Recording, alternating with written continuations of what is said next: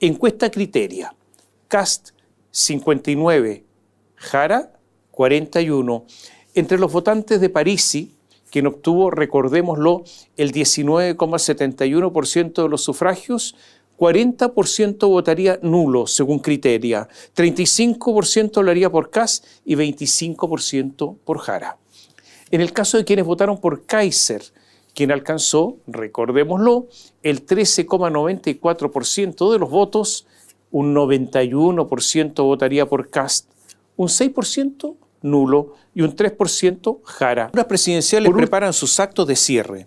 Janet Jara y todo el oficialismo buscan, sueñan con un error grande, decisivo, un descubrimiento oportuno que les permita acercarse al candidato de la oposición.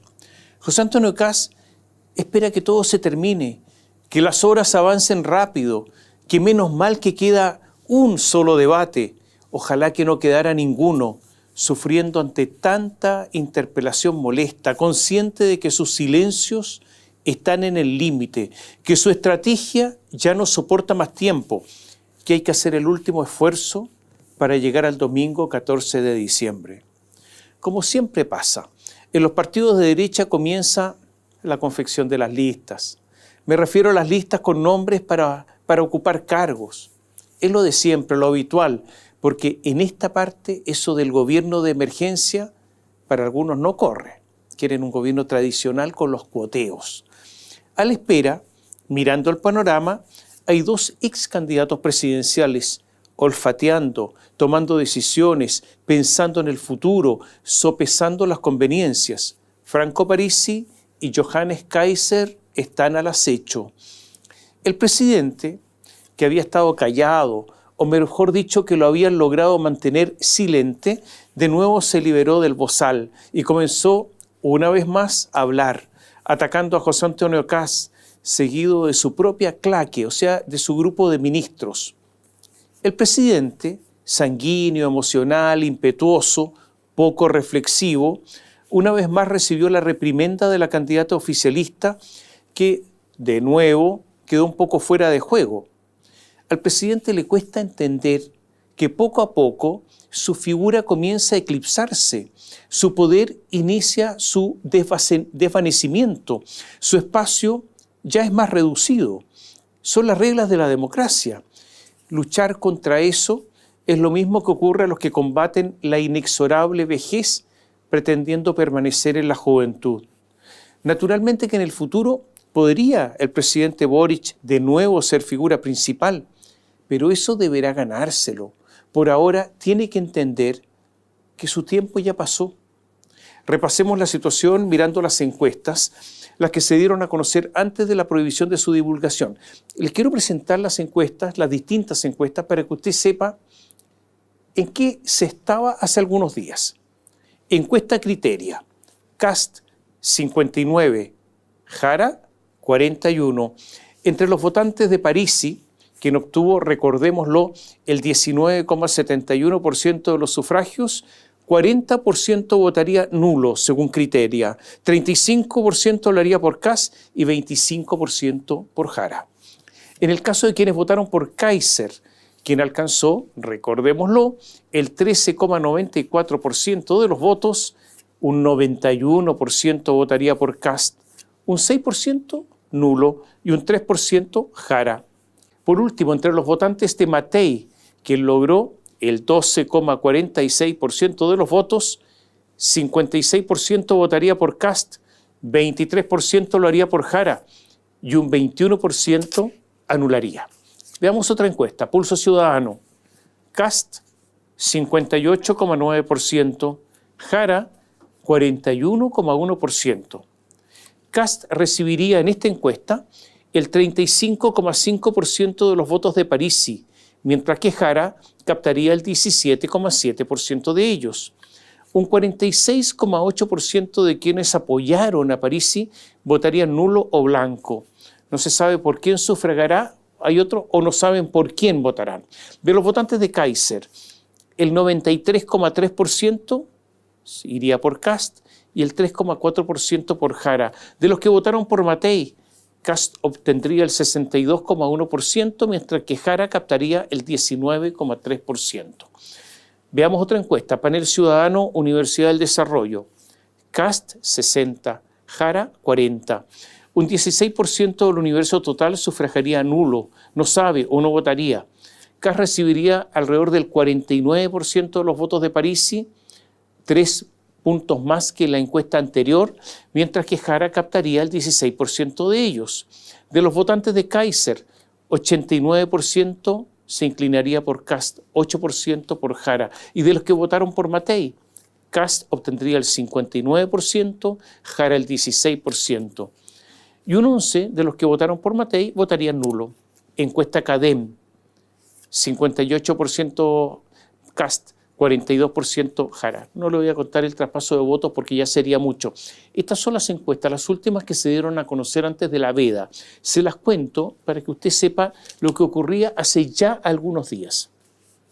Como les decía antes, la diferencia entre Kast y Jara es grande y yo diría que es irremontable. Es posible que Janet se haya acercado a José Antonio los últimos días. Es posible, pero todavía está lejos. A puertas del desenlace presidencial, es necesario recordar que el oficialismo tendrá minoría en la Cámara de Diputados. Se lo voy a reiterar, posiblemente gane Kast, pero va a tener minoría en la Cámara de Diputados, donde el Partido de la Gente, con sus 14 diputados, será decisivo para otorgar ventaja a un eventual gobierno de Kast o ventaja a una eventual oposición de la izquierda. Vamos a hablar más adelante de esto. En el Senado, en tanto, hay un empate exacto. Tampoco la derecha tiene mayoría. Entonces, ¿qué se está jugando en esta elección? Sí, un nuevo gobierno, sí, un cambio de la izquierda a la derecha. Pero, ¿podríamos mirar algo más? Se ha dicho que el estallido social de 2019, con el apoyo activo o pasivo que le dio la izquierda, rompió con el clivaje que venía desde hace 40 años. El clivaje del sí y el no. El de los pinochetistas con los antipinochetistas. El de los demócratas frente a los que participaron o toleraron la dictadura. Ese clivaje, que duró 40 años, terminó con el estallido. El clivaje actual sería el del octubrismo frente a la modernización capitalista. Esta tesis le gusta muchísimo a la derecha, pero yo diría que la situación es más compleja, porque puede haber otro clivaje que se cruza con aquel. Es el de las personas comunes y corrientes contra la élite, los de abajo versus los de arriba. Hablo más de personas y usted se da cuenta, no hablo de pueblo, porque esto no tiene una connotación de izquierda, sino simplemente una connotación de exclusión. Y todo esto es vital, porque en la última elección, en la primera vuelta, hubo 2 candidatos que fueron outsider, eran los marginados del poder, o por lo menos marginales del poder. Me refiero a las candidaturas de Franco Parisi y Johannes Kaiser. Ellos estuvieron en una posición de antiélite y tuvieron muchos votos, tanto que bajo determinadas circunstancias Parisi se podría haber instalado en la segunda vuelta. Que se terminó el clivaje pinochetistas-dictadura versus demócratas o centroizquierda-izquierda parece obvio y las pruebas abundan. Basta decir que 3 candidatos de derecha, Kast, Kaiser y Matei, son o fueron adherentes de Pinochet y lograron votaciones amplias. Ese clivaje se terminó. El otro clivaje, octubrismo, modernización capitalista, existe. Pero me parece que el de las personas excluidas versus la élite me parece el clivaje más completo. Porque ocurre que la élite en Chile, ¿cuál es? Es la élite política y la élite empresarial. Y cuando hablo de élite empresarial me refiero a los grandes empresarios. En la élite, todo esto es de una verdad empírica y hay que tener que incluir a esta élite a la izquierda. O sea, la izquierda también está en la élite. Algo dijo en su tono locuaz Francisco Vidal, cuando hace algunos días expresó que la candidatura de Janet Jara debe reconquistar a las clases populares. Que la izquierda, incluyendo el Partido Comunista, deba reencantar a las clases populares, significa que las perdieron, lo que es un verdadero cataclismo para la izquierda. Por lo tanto, ellos también se transformaron en élite. Yo no he escuchado a Lautaro Carmona, a Camila Vallejo, a Marco Barraza, a Daniel Jadue emitir alguna opinión al respecto. En la derecha, los partidos que más representan a la élite son los partidos perdedores, la UDI y Renovación Nacional. Su candidata Evelyn Matei salió, hay que recordarlo, quinta. En la anterior elección, el candidato de esos partidos, Sebastián Sichel, solo obtuvo el cuarto lugar. Entonces la responsabilidad no es solo de los candidatos, aquí hay un problema mayor. Por ejemplo, Matei ganó en Vitacura, en Las Condes y en la comuna donde había sido alcaldesa, Providencia. O sea, ganó en los sectores más pudientes. La contratación más obvia fue la intervención del comando de Matei por Juan Sutil, un expresidente de los empresarios, de la SOFOFA.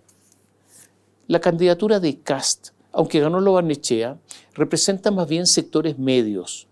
Sabido es que la candidatura de Kast, además, no tiene elenco, no tiene gente para llenar todos los cargos de nominación presidencial.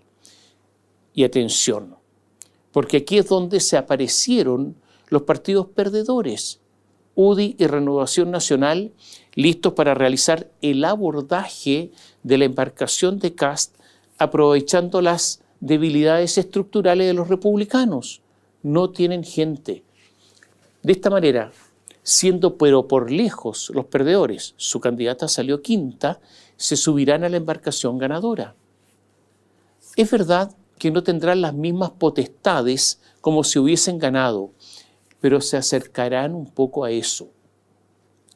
Algo de esta situación la dio a entender Pablo Longueira cuando dijo, textual, aquí va a haber un eje liderado por republicanos, pero en el fondo por la UDI, por los ex-UDI que están en muchos de estos partidos, por la amistad, esa estructura política que nace de un proyecto común, que fue lo mismo que existió en la Concertación. Es decir, Pablo Longueira sueña, añora la vieja UDI, la UDI que llamaban la UDI popular. Pero esta no existe hace rato. Cree que republicanos pueden encarnar en parte la vieja UDI. ¿Cuál es entonces, después de todo lo que le he dicho, el gran peligro que corre José Antonio Kast? Es el veneno, es la inoculación de una pócima que puede ser letal. Porque si la UDI elitista contamina el gobierno de Kast, el clivaje resplandecerá con toda luminosidad. Los de abajo con los de arriba. Las personas comunes y corrientes y los poderosos. Y por lo tanto, lo que no era Kast se transformará en eso. Es que el gobierno de Kast, si es que Kast sale elegido obviamente, pero si es que ese gobierno hablará, por ejemplo, de la concentración económica que ahoga la libre competencia, estará en contra de los privilegios, es que de una vez por todas fumigará, extirpará a los lobistas de lado y lado. Pablo Longueira habla de las relaciones de afecto entre UDI y ex-UDI, pero el asunto, más que de afectos e incluso de amistad cívica, es un asunto político. Pablo no debe olvidar que las causas del estallido están vivas. Y esto que les explico nos debe llevar a mirar a Franco Parisi, porque está claro que Parisi no se integrará al gobierno de Kast. Pero, ¿cómo van a actuar? ¿Cuáles serán sus prioridades? ¿Cómo ser diferentes sin caer en un populismo fácil? Y por populismo entiendo no significa no ser popular, sino en no crear promesas irrealizables, no crear o no prometer cuestiones inconvenientes, pero que tienen alto impacto.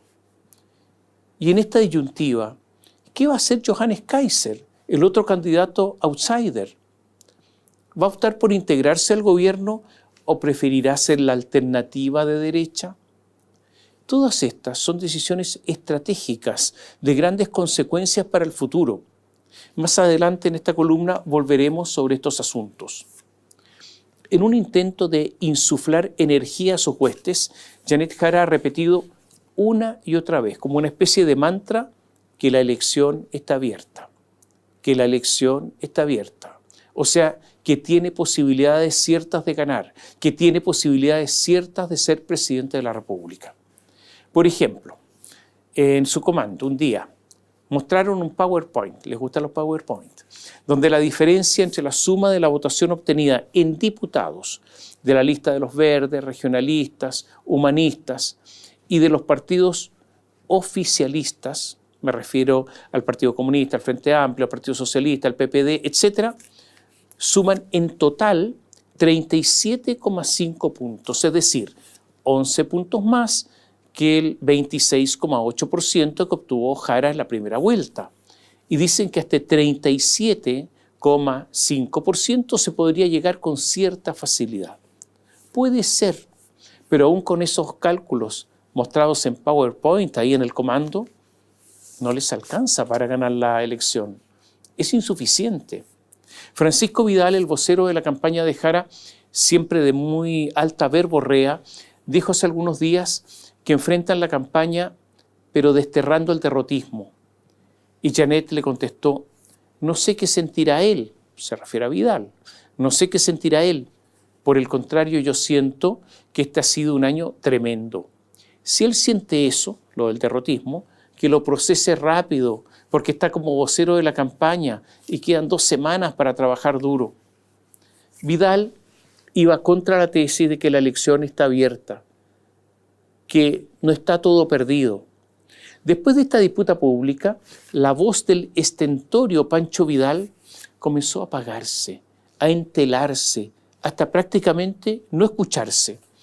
Y hay otra razón. Vidal quería una campaña optimista, una campaña propositiva, una campaña incluso con cierta alegría. Pero esa posición, la de Vidal, perdió. Él formaba parte de los que se llaman las gaviotas, las amables, pero ganaron los halcones, los que querían una campaña agresiva contra Kast, los que querían criticar no solo las ideas de Kast, sino a Kast persona. Esta es la estrategia que en estos instantes está desarrollando el comando de Janet Jara. Y esto ha tenido una consecuencia. Decidieron olvidarse del partido de la gente y centrarse en el candidato de la derecha. Y por último, si no ganan, prepararse para hacer con esta experiencia una dura oposición. En esta dinámica, además de Francisco Vidal, perdieron en esta disputa Carolina Toá, Marco Antonio Núñez, Sergio Vitar.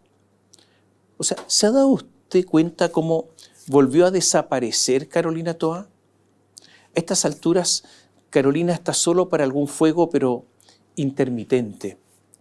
Las intervenciones del presidente Gabriel Boric y de sus ministros en los últimos días en contra de Kast tienen como objetivo reforzar la campaña agresiva contra el candidato de la oposición. Hoy gobierno y comando de Jara son casi una sola cosa. Y esto provocará que el próximo domingo 14 de diciembre no solamente se elija un presidente, sino que será un plebiscito del gobierno.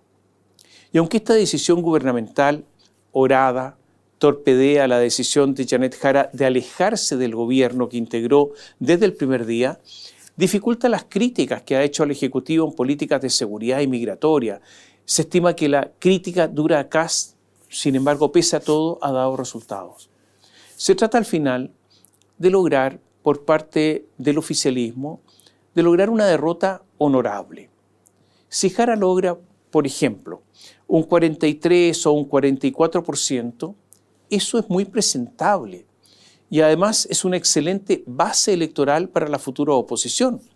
Y además evitaría una excesiva disputa, una lucha fratricida en la izquierda si es que ocurriera una derrota ominosa, funesta, que provocaría esa odiosa búsqueda de culpables con su consecuente linchamiento político. El oficialismo necesita tener una buena votación. Usted seguramente ha escuchado hablar que las campañas políticas se rigen por las emociones, que son pocos los que leen los programas de gobierno. Se rigen por emociones. ¿Cuáles son las emociones? Alegría, tristeza, miedo, ira, sorpresa, repugnancia. Y hay algunas que se llaman emociones complejas: culpa, vergüenza, amor, celos, nostalgia. Esta última, la nostalgia, sí, claro que se usa. Todo tiempo pasado fue mejor y yo represento ese tiempo, dicen algunos políticos. La repugnancia también opera. Repugnar, no tolerar a algún candidato, promover eso. Todos usan las emociones. Una muy, pero muy común es el miedo. O sea, provocar el miedo a un candidato. Eso es lo que está usando el comando de Jara contra Kast. Con él no habrá paz social. Podría ser un autoritario que restrinja la democracia. Va a eliminar derechos sociales. Va a limitar la pensión garantizada universal y varias cosas más. La campaña de Janet Jara, al optar por el ataque constante a Kast, es verdad que se ordenó, pero también se izquierdizó. Paulina Bodanovich dijo hace algunos días que el partido que lidera, ella es presidenta del Partido Socialista, no es de centroizquierda, sino de izquierda a secas. Aunque esa declaración va en contra de los intentos expresos, no implícitos, expresos de Janet Jara de parecer de centroizquierda. En el último debate, Janet Jara, pese a ser militante del Partido Comunista, dijo textual: yo soy heredera de la tradición de la centroizquierda chilena, donde han habido presidentes muy importantes y una presidenta. No soy heredera de Boric ni de la presidenta Bachelet, soy heredera de un proyecto político de la centroizquierda y del progresismo chileno. Janet Jara vestida de centroizquierdista. Nunca el Partido Comunista había sido eso y al contrario, como les decía, Paulina Bodanovich ha dicho recién que ellos no son de centroizquierda, son de izquierda. Son estas contradicciones las que no se entienden. Pero lo cierto es que pese a toda esta posición de Janet Jara, Paulina Bodanovich, al momento de asumir la dirección del comando de Janet Jara, se hizo que la campaña se izquierdizara y la ordenó en torno a estos ejes. Reitero, una crítica constante a Kast y una izquierda clara. Los que han estructurado la campaña de segunda vuelta son, ¿quiénes son los responsables? Paulina Bodanovich, socialista; Daniel Núñez, comunista; Ricardo Solari, socialista; Víctor Maldonado, demócrata cristiano; Javier Albornoz, comunista; Jorge Millaquén, socialista, pareja de la senadora comunista Claudia Pascual. Pero hay muchos más. El comando se engrosó. También está Miriam Aravena, del Partido Comunista, mano derecha del senador Núñez.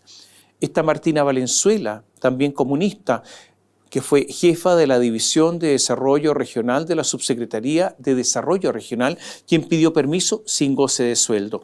Muchísimos desembarcaron del gobierno al comando de Jara. Ella, Martina Valenzuela, es la encargada de las encuestas, de los sondeos, de los análisis. Y estaba hasta hace algunas horas Darío Quiroga, el jefe estratégico que fue despedido por sus palabras contra el Partido de la Gente y Sandra Parisi. Pero este fue un despido hasta ahora aparente, porque seguía asesorando en las sombras al comando, además de que él es el de la tesis triunfante, la del ataque constante a Kast. Algo de esto, eso de no ser despedido en verdad, se podía prever, porque nunca se reconoció que el despido era por el ataque a Sandra Parisi. Ahora, en estas cosas, el feminismo, usted se da cuenta, no corre. Es solo el feminismo para los demás, pero no para los propios. La ministra de la Mujer, Antonia Cósmica Orellana, permanece callada porque además su feminismo es selectivo.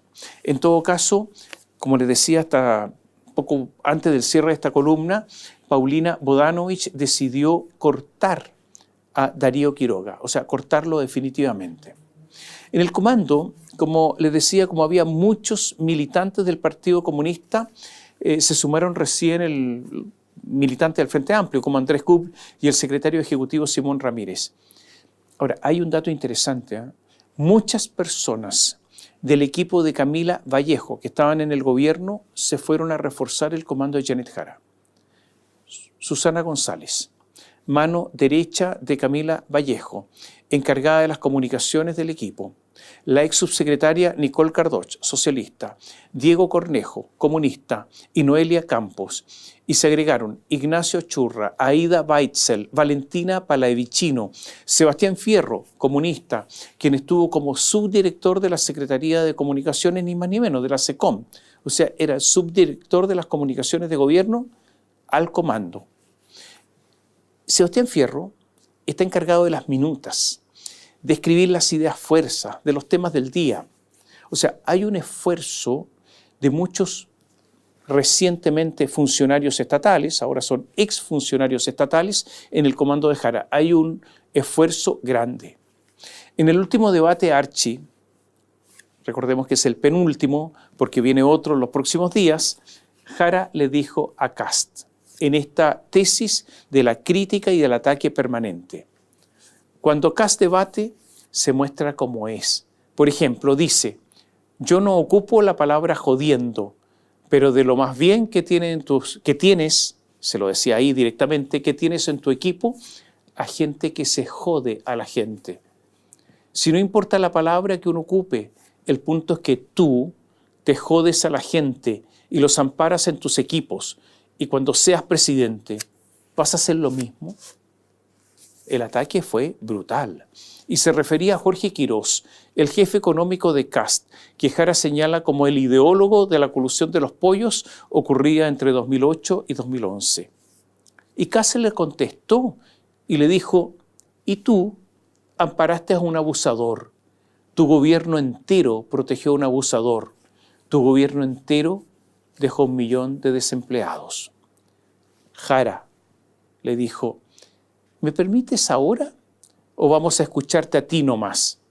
Ya pues, no solo te basta con atribuirme a mí hechos de alguien que no tiene nada que ver conmigo de carácter delictual, a quien está acusado de violación, a quien señalé que eran cosas graves, sino que además no me permites hablar. ¿No te parece una manera extraña relacionarte con las mujeres? ¿Hay ahí algún tema? Lo que te quiero decir es que aquí si hay alguien que es responsable de lo de Monsalve, es en primer lugar Monsalve. Y como dije en mi caso, si hubiera estado en mí, yo habría actuado de una manera muy rápida.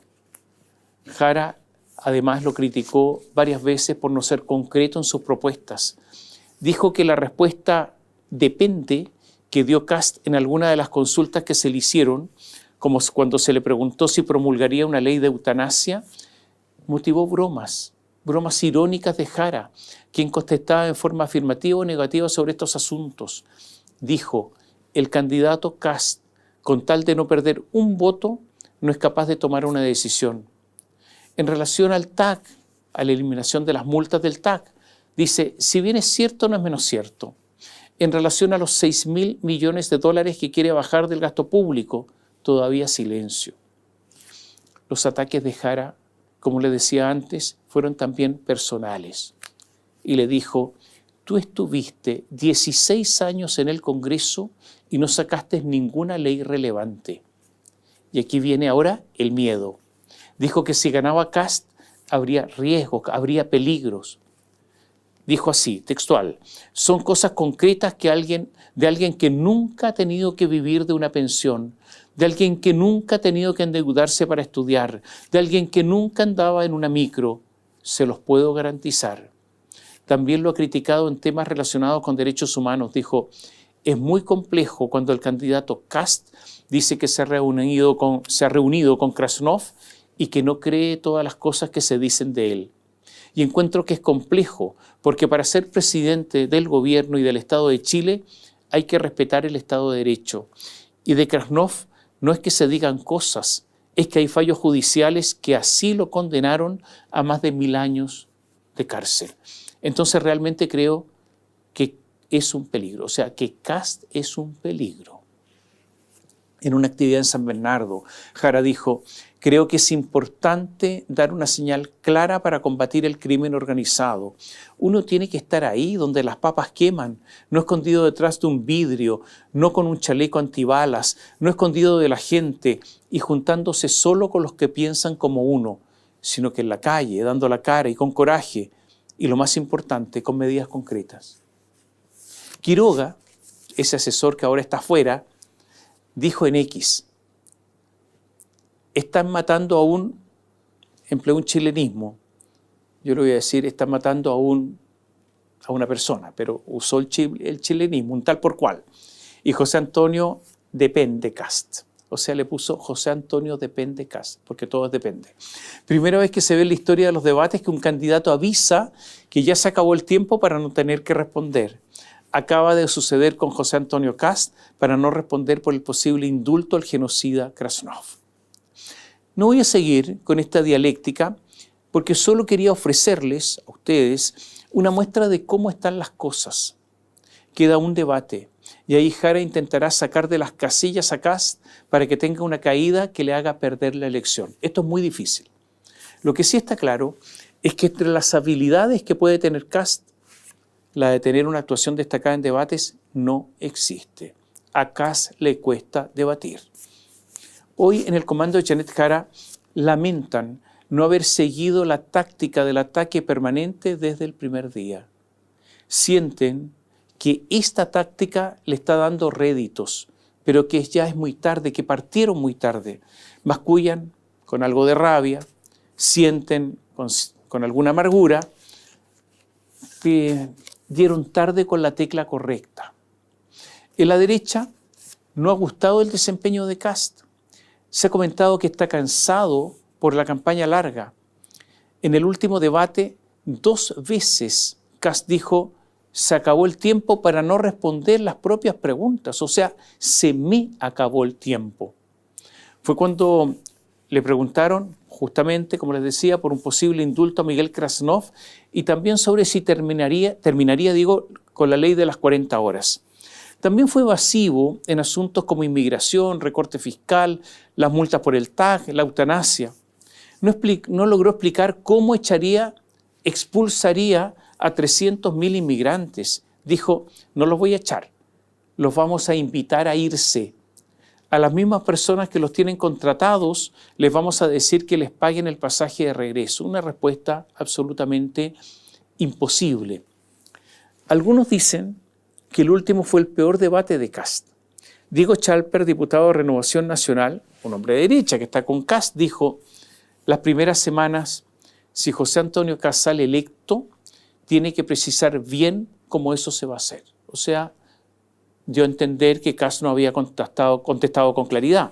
Jimeno Sandón, de Renovación Nacional, dijo: espero que esto sea solamente parte de una estrategia, que por lo demás es verdad que le ha resultado, y que realmente no signifique que el candidato no tiene respuesta para todas las preguntas que ha decidido no contestar. Lo dijo Jimeno Sandón.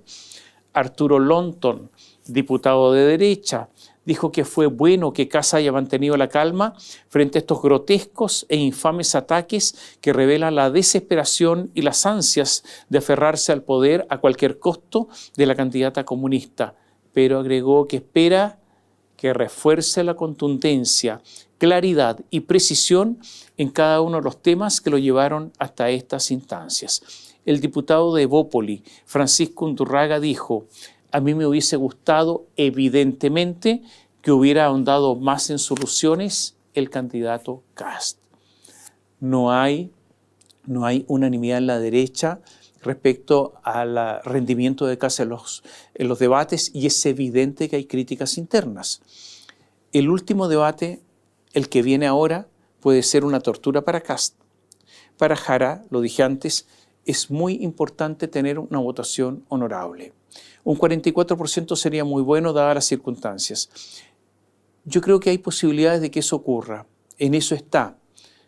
Pero que quede claro, no es más que eso tampoco. A eso está optando como máximo Janet Jara. Es posible que en estos instantes la situación sea 58-42.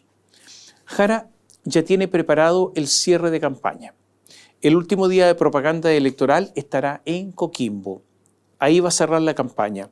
El día anterior, el día miércoles, la campaña se cierra el próximo jueves. El miércoles será un cierre de campaña en la región metropolitana, en una comuna popular, y se está pensando, todavía no se ha resuelto, en Puente Alto. El golpe que dio José Antonio Kast con la reunión y las coincidencias que manifestó Eduardo Frei fue enorme. Recordemos que llegaron después ex-radicales, liderados por el ex senador Ricardo Navarrete y miembro del Partido de Demócratas, con Jimena Rincón a la cabeza, y además llegaron los del Partido Amarillos. Como les decía antes en esta columna, los partidos de Chile Vamos, los perdedores, ya se encuentran confeccionando listas con sus nombres para proponerlos para cargos. Arturo Esquella, presidente del Partido Republicano, dijo: este no va a ser un gobierno únicamente de republicanos. Otras personas podrían decir: los republicanos van a invitarlos, a Chile Vamos, a participar de cosas accesorias. No, nosotros necesitamos unir a toda la oposición. Entonces hay mucha conversación en estos instantes informal para proponer nombres. Hay un equipo del comando de José Antonio Kast que está revisando nombres, y este equipo está a cargo de Alejandro Irarrázaval, que es el coordinador general de la campaña desde la primera vuelta, y lo acompañan en la búsqueda de nombres el director ejecutivo de Acción Republicana, Sebastián Figueroa, y la jefa programática, Carmen Sosa. ¿Cuántos cargos hay para nombrar? Lo tiene que hacer cualquier presidente electo. Entre 2.500 y 3.000 cargos. Es un trabajo enorme. En la política, se lo decía antes, los que salen quintos como Chile Vamos pueden subirse al carro ganador al gobierno. El gran peligro, lo voy a reiterar, es que el gobierno sea nuevamente un gobierno de élite. Si es así, es fácil que eso se transforme en una especie de veneno.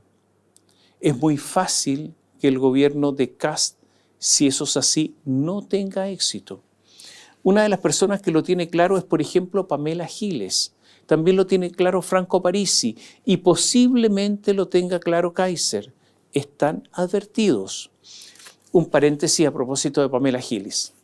Ella dijo que Jara no es pobre hace más de 30 años y que ha dejado esa condición no por la vía del mérito, sino por la vía de su militancia política. En el aparato público existe un cuoteo político desde hace décadas.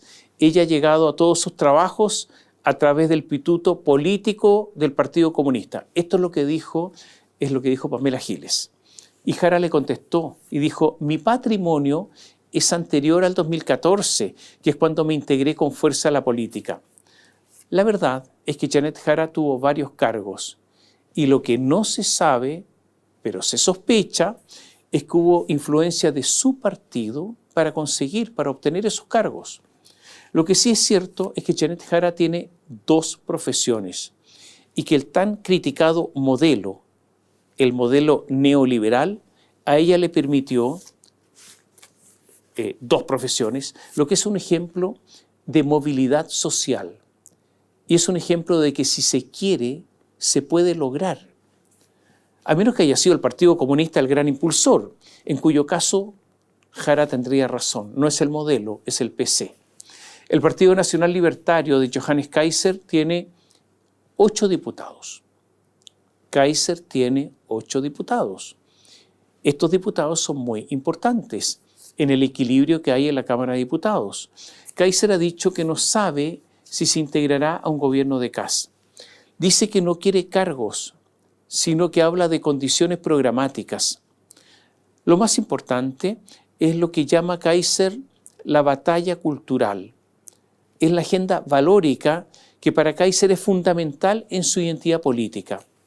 Son asuntos que Kast ha decidido mantener en silencio o por lo menos en pausa. Y por lo tanto, entre Kast y Kaiser podría venir una negociación extremadamente difícil, porque a diferencia de la UDI y Renovación Nacional, Kaiser y su gente no tienen gran interés en cargos, lo que les interesan son las ideas. En la derecha están preocupados por la falta de mayoría en el Senado y por eso Desde ahora están mirando a los senadores menos ideologizados para tender puentes, para lograr acuerdos, al no tener, como les decía, esta mayoría. ¿Quiénes están en la mira como senadores con los que se podría conversar? Pedro Araya, PPD, Juan Luis Castro, Partido Socialista, Fidel Espinosa, Socialista, Matías Walker, Demócrata, y Karin Bianchi, Independiente. De lo difícil que será establecer cierto orden en la Cámara de Diputados dio muestra además ahora el Partido de la Gente. ¿Por qué? Porque pasaron solo días desde la primera vuelta presidencial para que estallara un escándalo. El Partido de la Gente, que reclama transparencia a todos los demás, realizó una consulta, un proceso electoral interno, telemático, para consultar a los militantes sobre la posición del partido para la segunda vuelta presidencial. Pasadas las 22 horas del domingo 1 de diciembre, dieron a conocer mediante un comunicado los resultados. Un 78% de quienes participaron se inclinaron por la opción nulo o blanco, un 2% para respaldar a Janet Jara y un 20% para apoyar a José Antonio Kast. Y dijeron lo siguiente, textual: este resultado refleja el descontento legítimo de nuestras bases con las alternativas que estarán en el próximo balotaje. Pero de inmediato llamó la atención que no dijeron cuántos militantes participaron. Rodrigo Batuone, que es el presidente del Partido de la Gente, dijo: el número lo tenemos, pero lo manejamos estratégicamente nosotros, en el sentido interno, porque el dato que demos va a ser mal utilizado por los analistas. Una explicación totalmente grotesca. El secreto de la participación no es algo estratégico. O sea, no puede ser que la falta de transparencia se convierta en una estrategia. Pamela Giles, que fue electa diputada en el Partido de la Gente, en esa lista, hizo un llamado para que transparenten las cifras. Dijo, sería muy importante que las personas entregaran esas cifras. Sería muy necesario que las autoridades del Partido de la Gente dieran a conocer esta información a la prensa a la brevedad. Y agregó, no se puede exigir probidad y denunciar la corrupción sin practicarla in extremis. Un proceso de democracia directa debe ser avalado con la mayor transparencia y probidad absoluta. Y entonces el presidente Batuone le contestó y dijo, la diputada Giles es una de los 14 diputados electos por el partido, pero las decisiones estratégicas del partido las tomo yo, con la directiva a nivel nacional. Otra diputada electa, Eileen Urquieta, dijo, Pamela Giles es un aporte. Nos sirve como un maestro para ver cómo se trabaja en el Congreso, pero ella no puede meterse en los valores y principios del Partido de la Gente. Y yo me pregunto, ¿qué valores? ¿Qué principios? ¿El secretismo es un principio? ¿El silencio es un principio? ¿El ocultamiento es un principio? Una declaración lamentable por lo ofensivamente simplona. El diputado electo Juan Marcelo Valenzuela dijo, electo por el Partido de la Gente, dijo que es completamente legítimo que el partido decida reservarse esa información, porque el PDG no busca dedicarse a ser una encuestadora pública o electoral. Una respuesta realmente de bajísimo nivel. Otro diputado electo, se llama Fabiano Sandón, subrayó que lo importante es que el partido cumplió con un mecanismo para las bases activas y que se seguirá perfeccionando para que la militancia participe en las decisiones que importan. Una declaración que no sirve para nada. Como usted sabe, los partidos políticos están generosamente financiados con fondos de todos nosotros, con fondos públicos. Lo mínimo es ser transparente. El Partido de la Gente a la primera da muestras de lo peor de la política. Habrá que ver si nuevamente el PDG no se transforma en una especie de banda, de tontón macut, de un grupo que se ofrece al mejor postor. Demos ahora una mirada a lo que pasa en la trama bielorrusa. Lo que ha pasado en esta disputa entre Codelco y la empresa Mobitech, en que esto se resolvió en la Corte Suprema y donde hay acusaciones de corrupción. Esta esta trama refleja el drama que viven los tribunales por las acusaciones reiteradas de corrupción de los jueces. Recordemos que están en la cárcel, en prisión preventiva, los abogados Eduardo Lagos y Mario Vargas, además de la pareja de la exministra de la Corte Suprema, Ángela Vivanco, Migueles. ¿Qué es lo que ha pasado acá? Son acusados de los delitos de cohecho, soborno y lavado de activos. Y ahora se va a dar un paso más por parte de la fiscal Carmen Gloria Wittberg, que lleva el caso. Van a formalizar al conservador de bienes raíces de Puente Alto, Sergio Llaver, al conservador de bienes raíces de Chillán, Yamil Najle, y al propietario de una casa de cambio que se llama Inversiones Suiza Limitada, Harold Pizarro. Y no se descarta que ellos tres también terminen en prisión preventiva.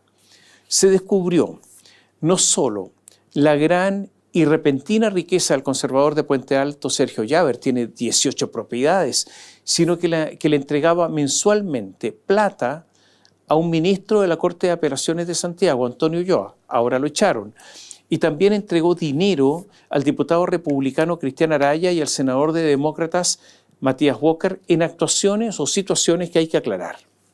El conservador de Chillán, Yamil Najle, dijo que no recuerda si fue Llaver o Gonzalo Migueles, la pareja de Ángela Vivanco, quien me dijo que me transferirían dinero.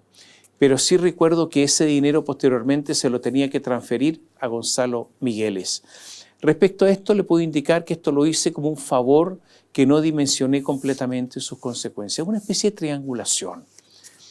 Migueles cambió de abogado, saltó de Patricio Vergara a Alex Caroca. Y todo esto, este ambiente judicial donde hay notarios, jueces, conservadores de bienes raíces, es un mundo cruzado por amistades, por dinero, por favores. Es un mundo cruzado por mucha porquería. En Bio Bio contamos que en una votación del año 2022, en la Corte de Apelaciones de Santiago, el exministro Antonio Ulloa apoyó la candidatura de Sergio Llaver, el que le pasaba plata, para postular al conservador como conservador de hipotecas y gravámenes de Santiago, y todo esto, como les decía, mientras recibía depósitos mensuales de ese conservador. Aunque Llaver no integró la terna final, obtuvo 8 votos.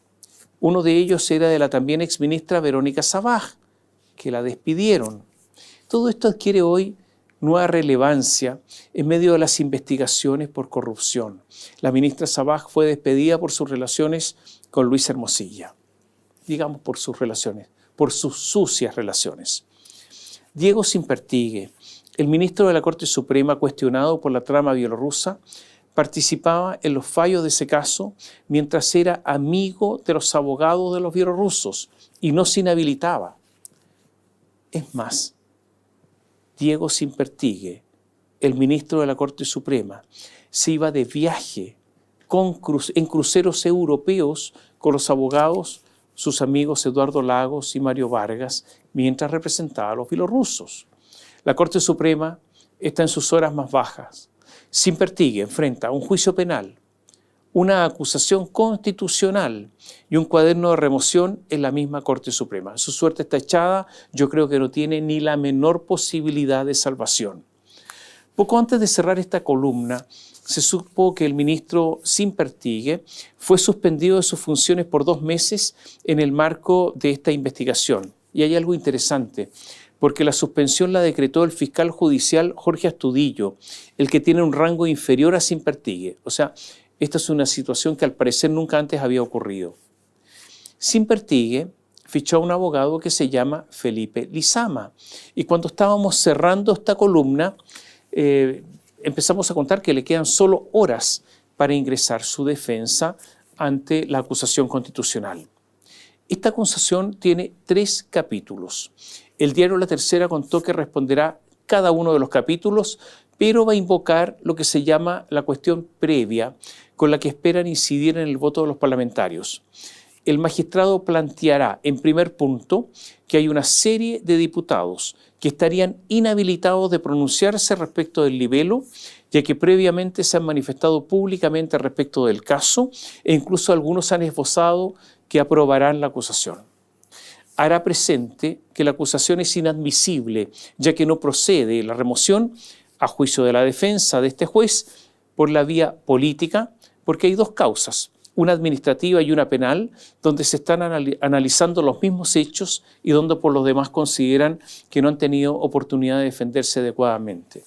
Y agrega la tercera, que en cuanto a su supuesta cercanía con estos abogados, lo que yo le contaba, los abogados de los bielorrusos, de la empresa Velaz Movitech, Mario Vargas y Eduardo Lagos, el magistrado, como aseguraron desde su entorno, escuche bien, recalcará que es su esposa y las esposas de los abogados, las que son ellas cercanas, las que en su momento viajaron juntos, pero esto fue producto de una coordinación que ellas, las esposas, realizaron. O sea que fue un asunto de las cónyuges y que a él simplemente, como una especie de bulto, lo llevaron, lo trasladaron, porque ellas fueron las que organizaron. Perdone usted, pero esta es una de las defensas más torpes que yo he escuchado.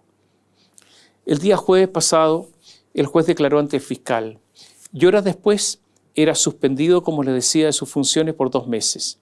Sin pertigue, tendrá la oportunidad de defenderse ante la comisión que analiza la acusación en la Cámara de Diputados el próximo martes.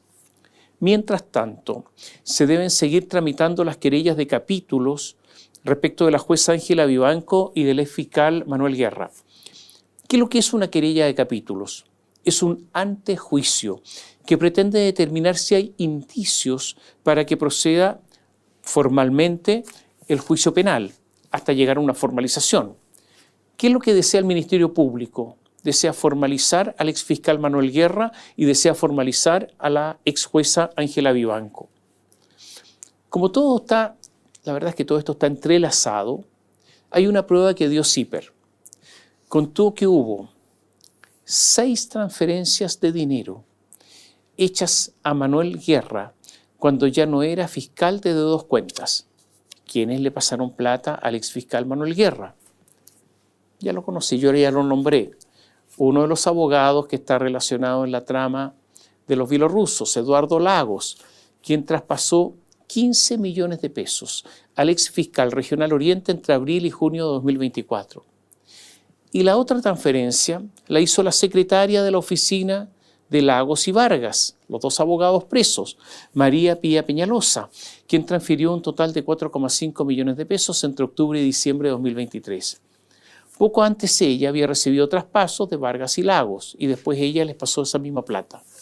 Según se dijo en la formalización de ambos abogados penalistas, la secretaria Peñalosa concretó acciones presuntamente diseñadas por sus empleadores en el esquema de lavado de activos que les imputa el Ministerio Público.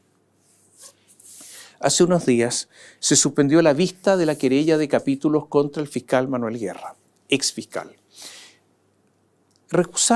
La defensa recusó a uno de los ministros de la sala. ¿Pero qué ocurrió? Ocurrió que al poco rato, sucedió algo muy grave. 2 ministros de la Corte de Apelaciones de Santiago confesaron que habían pedido ayuda al exfiscal Guerra para ser ministros. Tomás Grey dijo que le pidió ayuda para llegar a ser ministro de la Corte de Apelaciones de Santiago. Juan Pablo Rodríguez, que pidió ayuda a Guerra para ser ministro de la Corte de Apelaciones de San Miguel.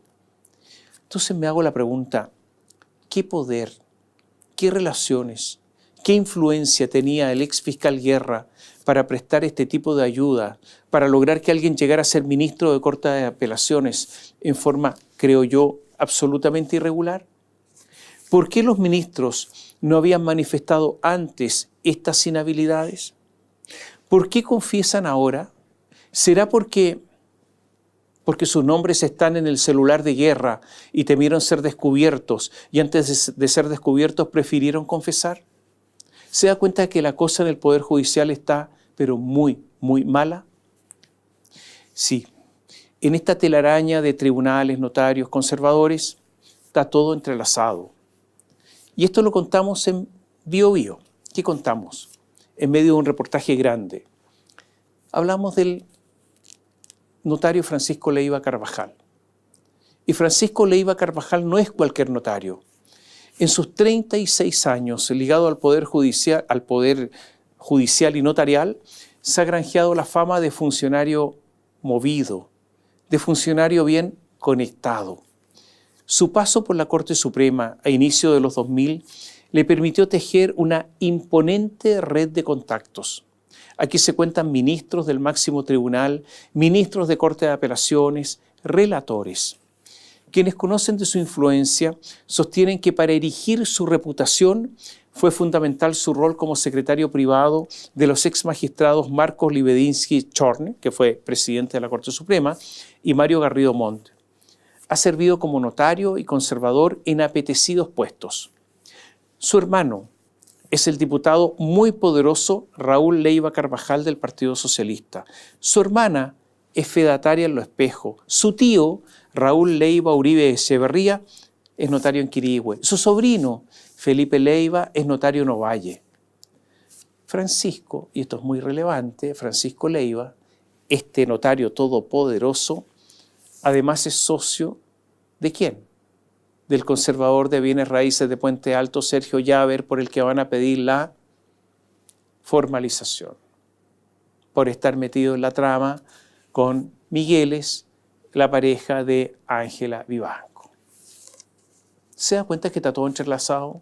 En 2020 ambos constituyeron una empresa que se llama Inversiones MGM, SPA. El objetivo de esa firma era la inversión en capitales. Sergio Llaver, el conservador que se ha hecho rico, al que van a formalizar, es socio con Leiva. Entonces Leiva se mueve, promueve, promete, tiene mucha influencia. Le recomiendo leer en Biobío un reportaje titulado Peticiones de apoyo en nombramientos y nexos judiciales, los chats del influyente notario Leiva. Hay dos temas que en esta campaña política, la campaña presidencial, yo diría que han estado ausentes. La educación y la corrupción. Y si se ha hablado solo superficialmente. Lo de la educación es realmente impactante, porque hace 4 años la educación era un tema esencial, era el mantra que llevó al Frente Amplio y a Gabriel Boric al poder. Pero no ha ocurrido con la educación nada. Yo no sé si hubo incapacidad, si hubo inoperancia o todo. Todo era una mentira, todo era un simple eslogan, todo era un engaño. Y lo otro es la corrupción, que está golpeando al país ante la pasividad general. Entonces ahora le entrego algunos datos de corrupción de los últimos días. Después de 3 años, la Fiscalía y la Policía lograron detener a 30 miembros de una banda china. De esos 30 miembros, 2 eran chilenos, 1 boliviano y los otros 27 todos chinos. Y esta era una organización enorme. Fíjese que la policía allanó ni más ni menos que 76 inmuebles, 76 propiedades. Por eso esto es gigantesco. Operaban en el barrio Meix, en las comunas de Estación Central, Providencia, Quinta Normal, en la región metropolitana, en las regiones de Antofagasta, Atacama, Coquimbo, Valparaíso y O'Higgins.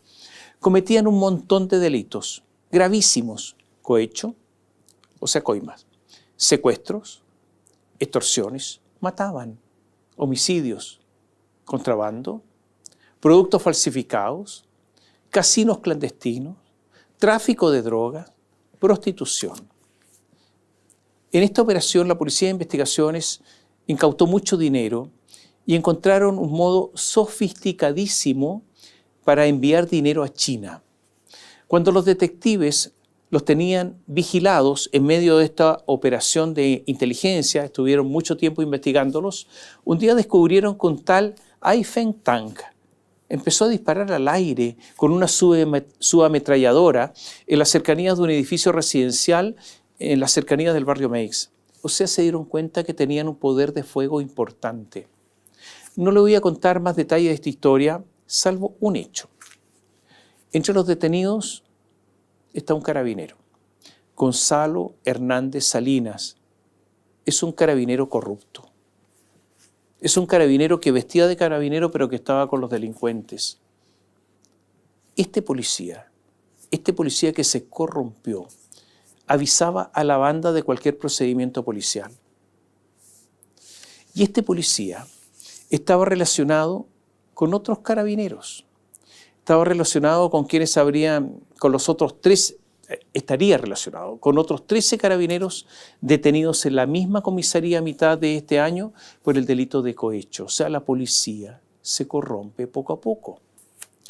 Se dio a conocer un estudio sobre integridad en Chile. Resultado, el 70% de las municipalidades chilenas no tiene políticas anticorrupción. Al mismo tiempo, la Ley de Delitos Empresariales, de Responsabilidad Empresarial, que estableció más de 200 delitos en materia empresarial, exige a las empresas no solamente conductas, sino que además impone sanciones gravísimas.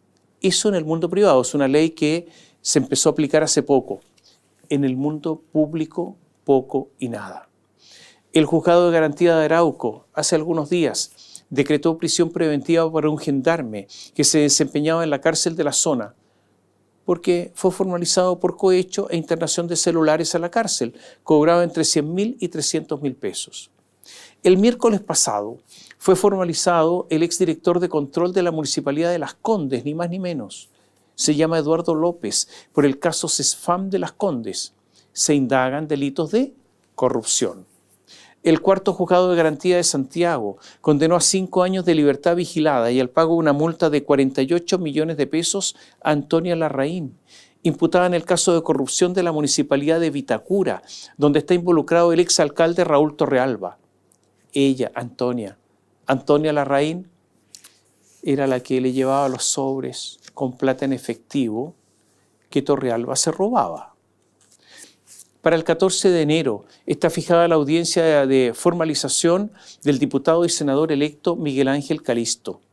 Habría contratado asesorías falsas de conocidos para triangular parte de la plata pública y embolsársela. Queda la última semana de campaña.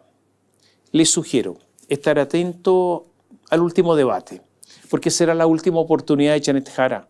Será el todo o nada. Y Kast, que no estuvo bien en el último debate, deberá aguantar el embate. Kast está llegando a la elección con el último aliento.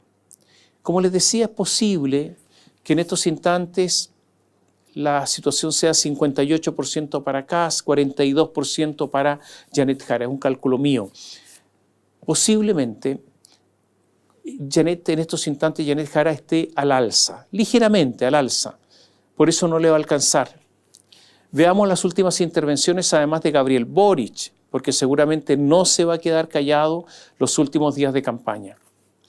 Ya a estas alturas, la verdad es que muchos están pensando más que en la elección en su futuro político.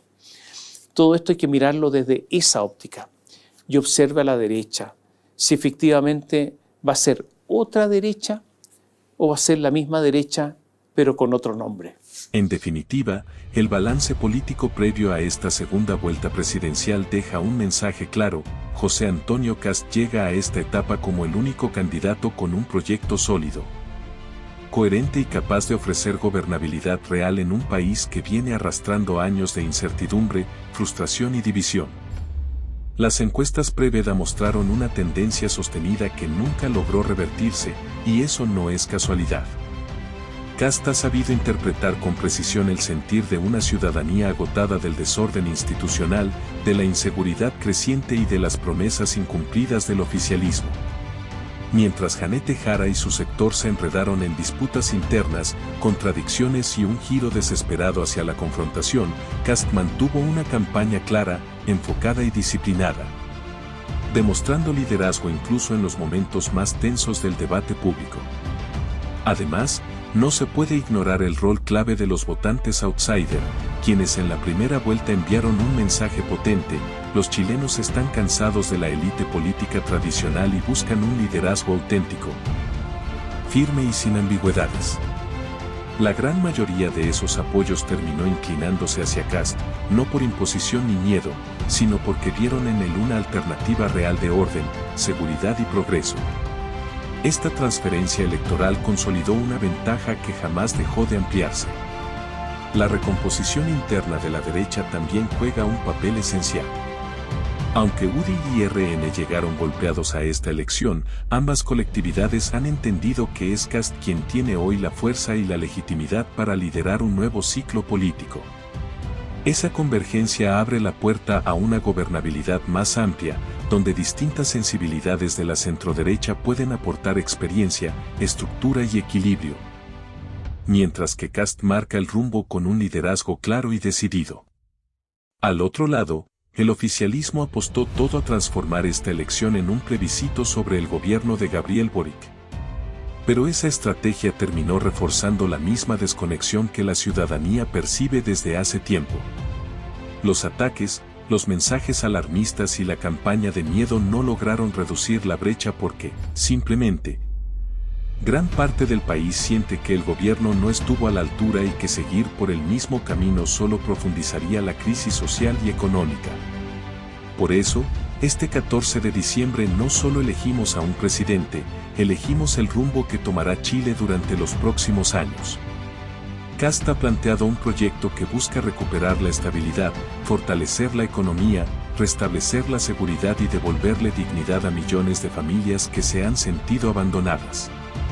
Y lo hace con una visión que mira al futuro, pero sin borrar los principios que han permitido avanzar al país durante décadas.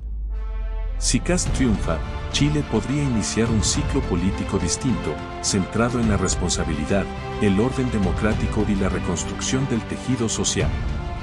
Un ciclo donde la distancia entre la ciudadanía y la élite se reduzca, donde la política vuelva a sintonizar con la vida real de las personas, y donde la gobernabilidad deje de ser un sueño inalcanzable para transformarse en una meta posible.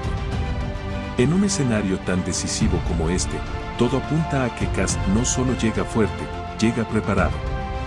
Y si el país decide apoyarlo, será el inicio de un nuevo capítulo donde Chile vuelva a ponerse de pie. Gracias por ver el video. No olvides darle like, dejar tu opinión en los comentarios y suscribirte para más. Nos vemos. It's the motherfucking Eagle Double G. Snoop Dogg.